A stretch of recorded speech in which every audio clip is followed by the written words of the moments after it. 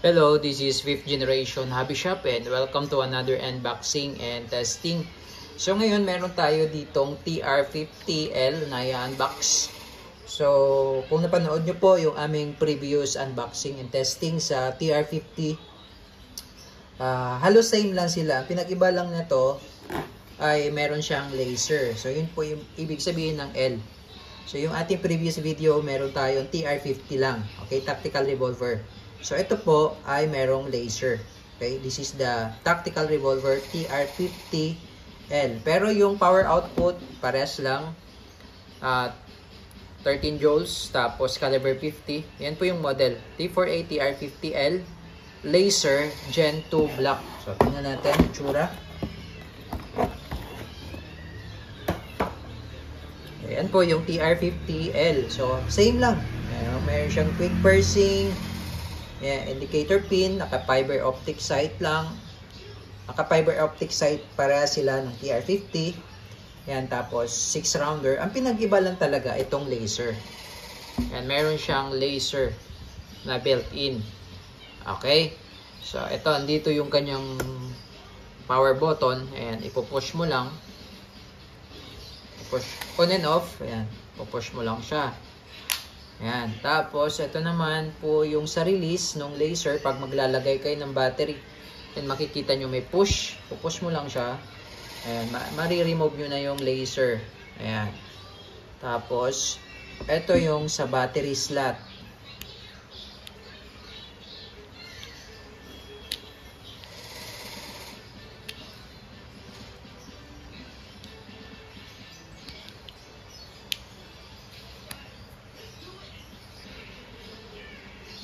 Ayan.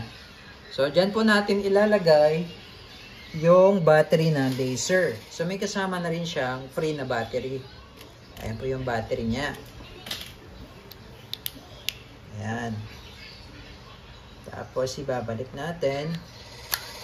So, ganyan. So, yun yung pinag-iba ng TR50 versus ditong TR50L. So, meron siyang built-in na laser sight. So, pwedeng flashlight na lang ilagay mo kasi meron din siyang rail for flashlight kasi meron ka ng laser. Yung laser pala nito ay red. Adjustable din po. Ayan, meron siya adjuster dyan, windage and elevation.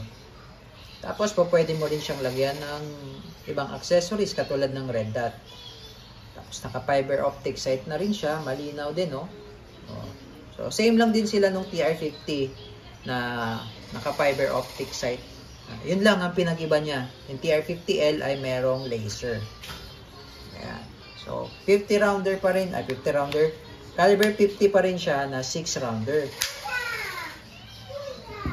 So, meron tayong... Okay, so itong TR50 natin, TR50L, meron tayong iba't ibang klase ng bala. Meron tayo ditong Exorcist. Meron tayo ditong Devastator. Meron din tayong Dis 50. At saka meron din tayong aluminum ball. Okay, pakita natin isa-isa. So, ito yung Exorcist. Yan. 3D printed siya na mold by plastic. Pointed na meron siyang steel ball 4.5 mm sa gitna. Ayan, bulitas yan, nasa gitna na yan. Pero ito, made by plastic. Okay, 3D. So, ito yan. Pwede natin lagay sa magazine para makita nyo. Ayan. Okay. Tapos, meron din tayong Devastator. Ito naman po, 3D printed pa rin siya na mold by plastic. Yung casing niya ay plastic. Itong nasa gitna niya ay aluminum ball. Yan, aluminum ball. Yan. Unlike yung sa Exorcist, 4.5 mm siya na bulitas. Ito medyo malaki siya. I think nasa caliber 4. I think caliber 43 yung aluminum ball na andyan. So po pwede rin ito. Ito yan. Natagay natin sa magazine. Yan. So, yan yung mga bala na po pwede. Tapos, meron din tayong This 50. So, ito naman, ibang style. Para siyang Devastator din, pero iba yung hulma niya. May pa-curve. Tapos, meron din siyang aluminum ball sa gitna. Okay, yan yung this 50. O, lagay natin sa magazine. Yan. At saka meron tayong aluminum ball. Ito naman po yung aluminum ball caliber 50. Ayan. Ganong kalaki yung bala niyan. Tingnan nyo naman yung barrel niyan. So, ibig sabihin, caliber 50, mas malaki pa ang diameter size nito sa caliber 45. Okay? Kasi caliber 50 nga. Okay? So, ayan. Pwede siya. Aluminum ball also. Pwede. Ayan. And also, meron tayong bala. Yung rubber ball. Ito naman po yung rubber ball. Caliber 50 also. Ayan. Pwede rin.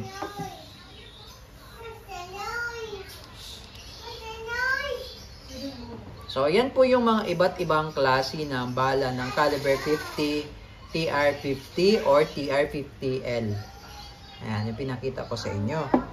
Okay, so ngayon, ang susubukan natin, etong hindi pa natin nasubukan ay itong this 50.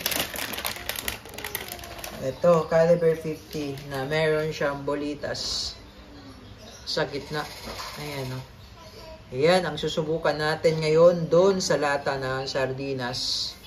Ito, this 50. No, ang pangalan po nito ay this 50. D-E-E-Z. This 50. Okay? Ayan ang susubukan natin.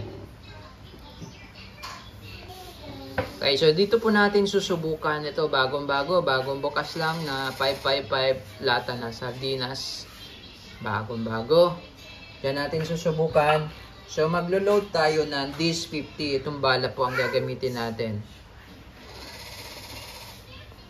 Okay, so sa paglo-load po ng this 50, ganyan lang, oh.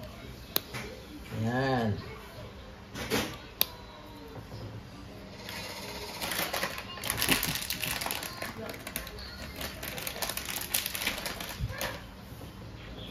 Ayan yung bala natin. So, hindi pa tayo nakapag-try na to doon sa ating TR50. So, dito itatry natin ngayon sa ating TR50L. Ayan. So, ganyan lang ang paglo-load. Ayan yung bala. Ayan. Diba? Okay. So, meron siyang quick pursing. Ito yung quick pursing pa rin. Kung napanood nyo yung aming TR50 unboxing and testing, same pa rin naman yung function. Same pa rin naman ang function. Okay, so maglo-load muna tayo or lalagyan muna natin ng oil. And then, ito yung CO2. So, pag ganyan po yung pasok, no?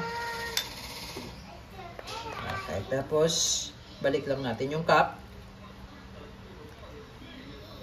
Okay, sa ngayon po, hindi pa po punctured. Ibig sabihin, hindi pa po butas yung CO2. Pero once na pinush mo siya, mabubutas na siya. Ang kagandahan nitong ating mga T4A, so naka-ready lang yung CO2 dyan. Kahit na nakastock lang siya dyan ng kahit ilang buwan o taon abutin, nandyan siya.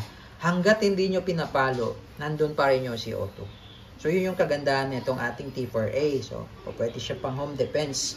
Okay, kasi naka-ready lang siya. Split lang, segundo lang pagka gusto mo nang gamitin agad.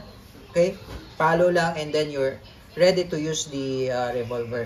Okay, yun yung kagandahan nitong ating TR50L. Okay? So, ayan. So, pasok na natin yung itong bala. Ayan. 6. Okay, then isang ikot lang. Okay, ngayon susubukan natin dito sa lata ng sardinas yan. Bagong-bago, ah. Okay, testing.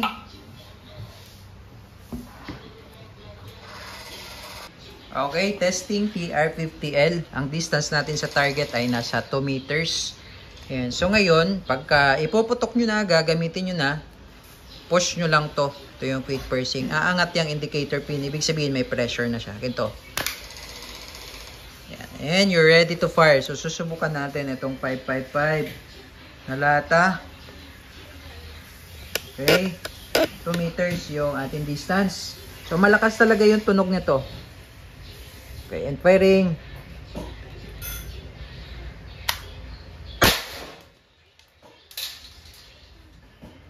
Okay, so ang bala natin ay DIS-50. Okay, pinakita ko sa inyo yung itsura ng DIS-50. So, tingnan natin yung damage. Okay, so ito yung damage ng lata, oh. Dito natin tinamaan. And nakikita nyo yung butas. Oh, tagos. Diba? Oh, tagos talaga. Okay, ubusin natin yung 6. Kitang-kita nyo naman, oh, kung gaano siya kalakas. Okay, so tagos talaga sa lata ng sardinas.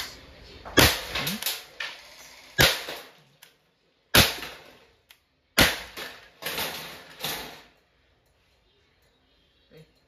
So di ko na ubusin, nakikita nyo naman kung gaano siya kalakas. Ayan, so nakikita nyo yung lata, oh. Wasak. Ayan, tapos ito yung bala. So, yung aluminum ball, I think aluminum or steel. Parang steel eh. Mabigat. Ayan, yung steel ball, naghihiwalay sila doon sa coat niya, yung bumabalot sa kanya. Pwede naman siyang ibalik. Hanggat hindi basag yung ano, pwedeng i-reuse hanggat hindi basag yung shell niya. Tapos dikitan lang para hindi malaglag. Ayan yung DIS-50. So, kita nyo naman yung lata, oh. Oh. Nawasak, di ba? Kanina tagos, tapos yan, oh. Tinira natin ng tinira, wasak yung lata. So, yun po. Ganda. TR-50L. Caliber 50. 13 joules. Revolver.